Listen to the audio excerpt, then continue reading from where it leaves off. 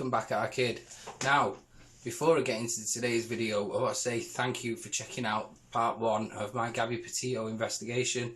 I had a lot of likes on there, had some great interaction in the comments, so a big thank you to you all and warm welcome to my new subscribers.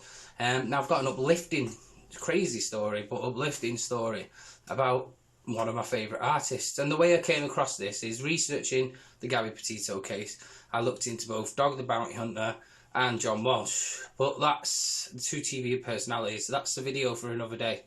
I've got quite a few actually to drop for you about current cases you might not know about that should be receiving more attention, and also part 2 of the Gabby series, which could end up developing into a mini series. Now let me make this clear, don't go over to the Growers YouTube channel unless you're generally interested in gardening content, because this doesn't necessarily represent his opinion. He's changed his mind now and he won't be broadcasting anything else about true crime. So the other thing is about myself, and I shall be still staying on the case and looking into stuff. So I looked into the 2 TV personalities, Dog the Bounty Hunter and John Walsh. John Walsh then led me to looking into Adam Walsh, which is the reason he started investigating crime and cases, is because his son was abducted. But again, that's a video for another day. I was looking into past true crimes, you see, and the story of Adam Walsh is a big, crazy one, but he doesn't have an ending like this one.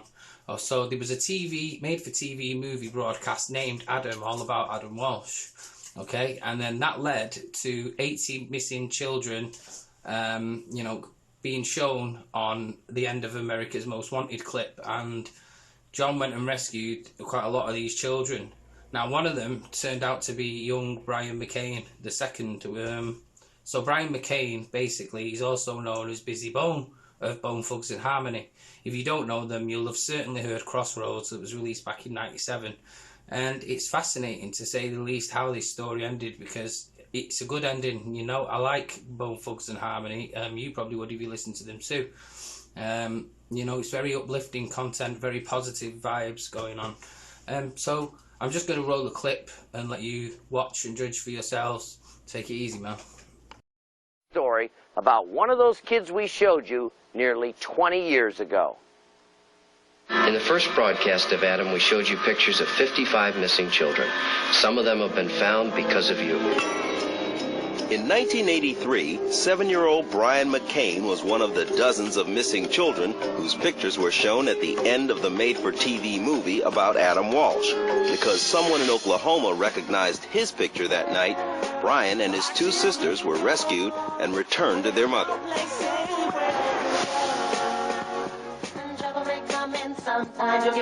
That was 19 years ago. This is Bryon McCane today.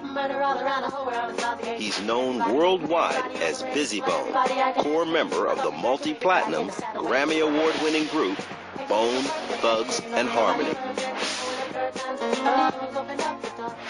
But despite his phenomenal success, memories of the abuse he suffered as a child at the hands of his abductor are still vivid and painful.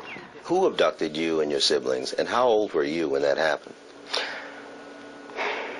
Bryon abducted us. Bryon McCane was his name. Was my mother's ex-husband, and my older sister's father. I was 5 years old when he abducted us. He took us. He took me and my sisters. He got us in the car and he drove away, and we never turned around. He told us our mother was dead. He told us our grandmother was dead. And we were moving on with our life, and we started on our trip. Hotel to hotel, you know, city to city, from broke down car to broke down car. Not having nothing to eat, walking up to old ladies in rest areas and telling them that me and my sisters were hungry, could we have a bite of their food. And before he was finally rescued, Bryon went through something else no child should have to go through.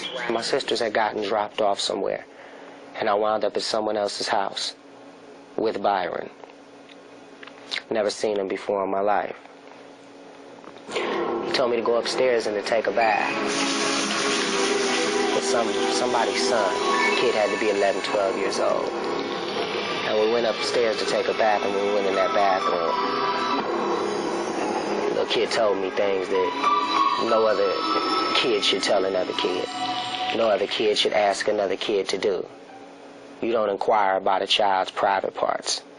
You don't ask a child to touch his private parts. You don't ask things like that. So I bottled that up inside, and I kept that up inside, and I never told nobody. Being rescued as a result of being featured on the Adam Walsh movie saved him from one nightmare. But what should have been a happy reunion with his mom turned into another bad break. Bryon says his new stepfather soon created another abusive environment. How bad was the abuse? It got to a point to where bruises were popping up and staying for 3 and 4 days. And that's when it crossed the borderline to abuse. So eventually it got to be an abusive situation for my mom. She rolled out. She left.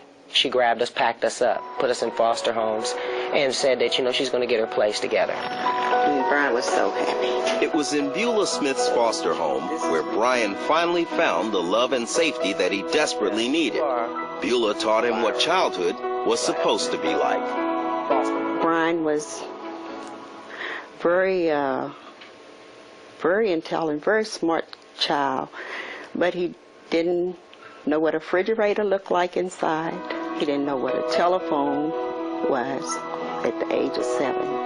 He had never used a telephone. Beulah gave him everything he needed, even his first Christmas presents. But as much as Bryon loved her, when he was 13, he chose to go live with relatives in this rough Cleveland neighborhood. I went to Cleveland to be with my sisters, to have some sense of family, as I missed them. Where we lived became a dope house, and I immediately learned the trade of selling dope.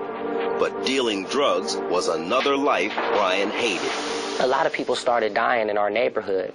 We had a street called 99th. It was off 99th in St. Clair. I didn't want to be in that situation. I didn't want to keep seeing these drug addicts crawling on the floor, smoking and snorting rat poison, thinking that it's dope, having to call the ambulance and the paramedics. I didn't want to be there anymore. I didn't want to do that anymore because I seen that I was selling poison to people, and I understood that. Once again, Bryon McCane needed to be rescued, and once again he was.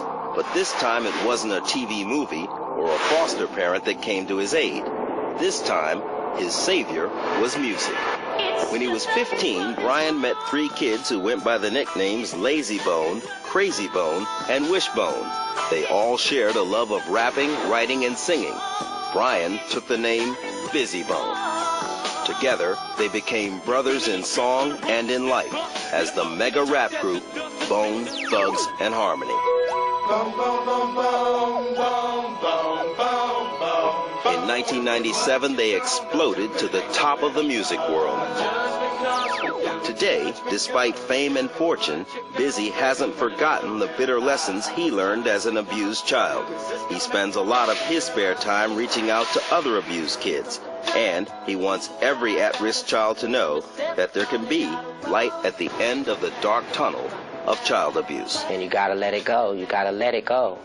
Let it go, or it's gonna torment you for the rest of your life. Tell that demon to leave. That's why I'm here. And Bizzy Bone believes there's another reason he's here today. Because John Walsh showed his picture to America and rescued little Bryon McCane back in 1983. Who knows what would have happened to me, and who knows where I would have been. And it's time somebody thanked him. You know, it's time that somebody thanked him. He's helping everyone else. And, he's doing so many things for other people. It's time somebody came and they thanked him from the bottom of their hearts.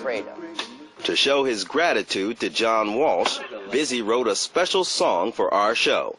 And Bizzy dedicates this song to John, Adam, and to all the victimized children AMW has helped.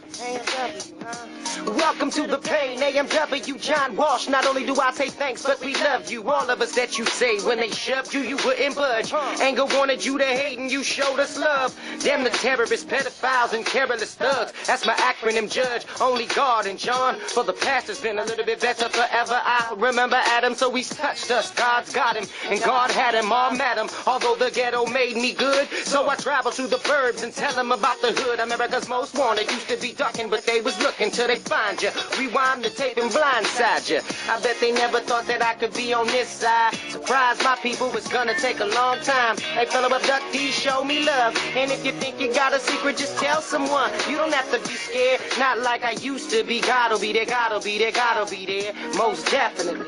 Fellow abductees, show me love. And if you think you got a secret, just tell someone. You don't have to be scared, not like I used to be. God'll be there, God'll be there, God'll be there. Most definitely. Fellow abductees, show me love. And if you think you got a secret, just tell someone. You don't have to be scared, not like I used to be. God'll be there, God'll be there, God'll be there. Most definitely. And remember, you can make a difference. Hands up.